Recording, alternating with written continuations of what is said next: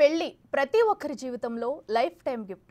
పెళ్లి అంటేనే తెలియని ఫీల్. ఫ్యామిలీ, ఫ్రెండ్స్, రిలేషన్స్ మధ్య చాలా గ్రాండ్గా చేసుకోవాలని ప్రతి ఒక్కరికి ఉంటుంది.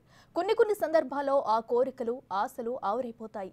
అమ్మాయి అయినా అబ్బాయి అయినా నచ్చిన క్వాలిటీస్ ఉండాలని కోరుకుంటున్నారు. అయితే కొందరు మాత్రం వారు కోరుకున్న క్వాలిటీస్ ఉన్నవారు దొరకక పేరెంట్స్ కోసం అడ్జస్ట్ కావాల్సి వస్తుంది.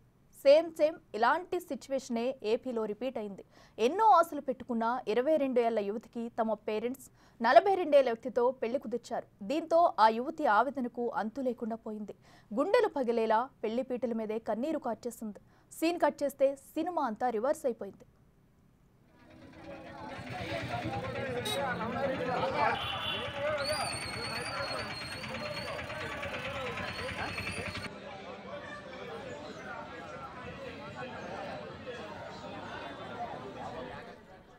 ఏపీలోని కాకినాడ జిల్లాలో ఉన్న అన్నవరం దేవస్థానంలో ఓ పెళ్లి వేడుక జరుగుతుంది. ఇరు కుటుంబ సభ్యుల సమక్షంలో ఆ పెళ్లి వేడుక అంగరంగ వైభవంగా ముస్తాబైంది.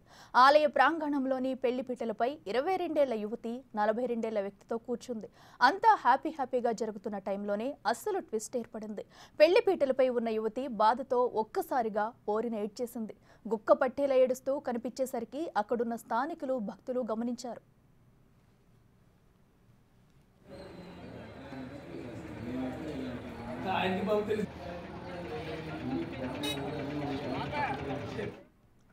ఇదేంటి, అమ్మాయి ఎందుకు ఏడుస్తుందని ప్రశ్నించారు. వారికి అమ్మాయి మైనర్ అనుకుని రెచ్చిపోయారు. ఆ యువతికి ఈ పెళ్లి ఇష్టం ఉందా లేక ఆమెకి ఇష్టం లేకుండా చేస్తున్నారని నిలదీశారు.